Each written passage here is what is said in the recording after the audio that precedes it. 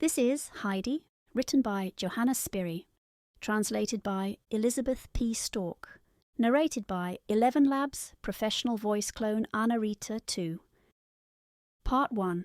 Heidi's Years of Learning and Travel. Chapter 6. A new chapter with new things. In a beautiful house in Frankfurt lived a sick child by the name of Clara Sessemann. She was sitting in a comfortable rolling chair which could be pushed from room to room. Clara spent most of her time in the study, where long rows of bookcases lined the walls. This room was used as a living room, and here she was also given her lessons. Clara had a pale, thin face with soft blue eyes, which at that moment were watching the clock impatiently. At last she said, "Oh, Miss Rottenmeier, isn't it time yet?" The lady so addressed was the housekeeper, who had lived with Clara since Mrs. Sesamann's death. Miss Rottenmeier wore a peculiar uniform with a long cape and a high cap on her head. Clara's father, who was away from home a great deal, left the entire management of the house to this lady, on the condition that his daughter's wishes should always be considered. While Clara was waiting, Data had arrived at the front door with Heidi. She was asking the coachman who had brought her if she could go upstairs. "That's not my business," grumbled the coachman. "You must ring for the butler." Sebastian, the butler, a man with large brass buttons on his coat, soon stood before her. "May I see Miss Rottenmeier?" Dita asked. "That's not my business," the butler announced.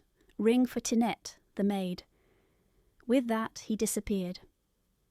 Data, ringing again, saw a girl with a brilliant white cap on her head, coming down the stairway.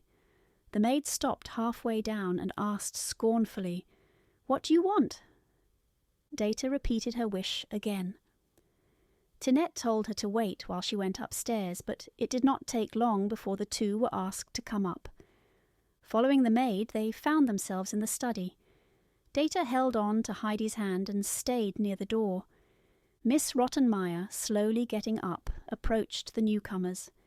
She did not seem pleased with Heidi, who wore her hat and shawl and was looking up at the lady's headdress with innocent wonder. "What is your name?" the lady asked. "Heidi," was the child's clear answer. "What? Is that a Christian name? What name did you receive in baptism?" inquired the lady again. "I don't remember that any more," the child replied. "What an answer! What does that mean?" said the housekeeper, shaking her head. "Is the child ignorant or pert, Miss Dita?" "I shall speak for the child, if I may, madam," Data said, after giving Heidi a little blow for her unbecoming answer. "The child has never been in such a fine house and does not know how to behave. I hope the lady will forgive her manners. She is called Adelheid after her mother, who was my sister." "Oh, well, that is better. But, Miss Data, the child seems peculiar for her age. I thought I told you that Miss Clara's companion would have to be 12 years old like her, to be able to share her studies. How old is Adelheid?" "I am sorry, but I am afraid she is somewhat younger than I thought. I think she is about 10 years old." "Grandfather said that I was 8 years old," said Heidi now. Dita gave her another blow, but as the child had no idea why, she did not get embarrassed. "What? Only 8 years old!" Miss Rottenmeier exclaimed indignantly. "How can we get along? What have you learned? What books have you studied?" "None," said Heidi. "But how did you learn to read?" "I can't read, and Peter can't do it either," Heidi retorted. "For mercy's sake, you cannot read!" cried the lady in her surprise. "How is it possible? What else have you studied?" "Nothing," replied Heidi truthfully. "Miss Data, how could you bring this child?" said the housekeeper when she was more composed. Dita, however, was not easily intimidated and said, "I am sorry, but I thought this child would suit you. She is small, but older children are often spoilt and not like her. I must go now, for my mistress is waiting. As soon as I can, I'll come to see how the child is getting along." With a bow, she was outside and with a few quick steps hurried downstairs. Miss Rottenmeier followed her and tried to call her back, for she wanted to ask Data a number of questions. Heidi was still standing on the same spot. Clara had watched the scene and called to the child now to come to her. Heidi approached the rolling chair. "Do you want to be called Heidi or Adelheid?" asked Clara. "My name is Heidi and nothing else," was the child's answer. "I'll call you Heidi then, for I like it very much," said Clara. "I have never heard the name before. What curly hair you have! Was it always like that?" "I think so." "Did you like to come to Frankfurt?" asked Clara again. "Oh no, but then I am going home again tomorrow and shall bring grandmother some soft white rolls," Heidi explained. "What a curious child you are," said Clara. "You have come to Frankfurt to stay with me, don't you know that? We shall have our lessons together, and I think it will be great fun when you learn to read. Generally the morning seems to have no end, for Mr. Candidate comes at 10 and stays till 2. That is a long time, and he has to yawn himself. He gets so tired. Miss Rottenmeier and he both yawn together behind their books. But when I do it, Miss Rottenmeier makes me take cod liver oil and says that I am ill. So I must swallow my yawns, for I hate the oil. What fun it will be now when you learn to read." Heidi shook her head doubtfully at these prospects. "Everybody must learn to read, Heidi. Mr. Candidate is very patient and will explain it all to you. You won't know what he means at first, for it is difficult to understand him. It won't take long to learn, though, and then you will know what he means." When Miss Rottenmeier found that she was unable to recall Data, she came back to the children. She was in a very excited mood, for she felt responsible for Heidi's coming and did not know how to cancel this unfortunate step. She soon got up again to go to the dining room, criticising the butler and giving orders to the maid.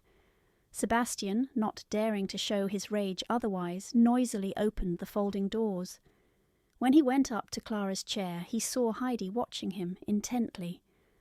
At last she said, "You look like Peter." Miss Rottenmeier was horrified with this remark and sent them all into the dining room.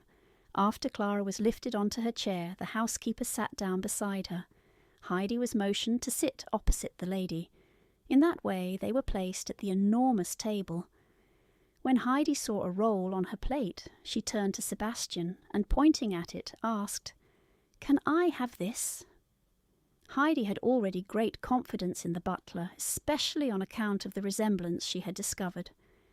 The butler nodded, and when he saw Heidi put the bread in her pocket, could hardly keep from laughing.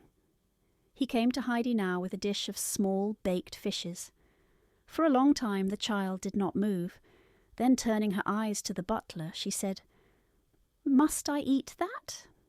Sebastian nodded, but another pause ensued. "Why don't you give it to me?" the child quietly asked, looking at her plate.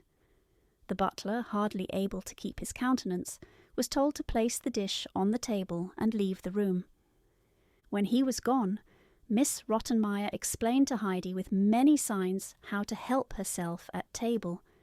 She also told her never to speak to Sebastian unless it was important. After that, the child was told how to accost the servants and the governess. When the question came up of how to call Clara, the older girl said, "Of course you shall call me Clara." A great many rules followed now about behaviour at all times, about the shutting of doors and about going to bed, and 100 other things. Poor Heidi's eyes were closing, for she had risen at 5 that morning, and leaning against her chair she fell asleep. When Miss Rottenmeier had finished instructions, she said, "I hope you will remember everything, Adelheid. Did you understand me?" "Heidi went to sleep a long time ago," said Clara, highly amused. "It is atrocious what I have to bear with this child," exclaimed Miss Rottenmeier, ringing the bell with all her might. When the 2 servants arrived, they were hardly able to rouse Heidi enough to show her to her bedroom.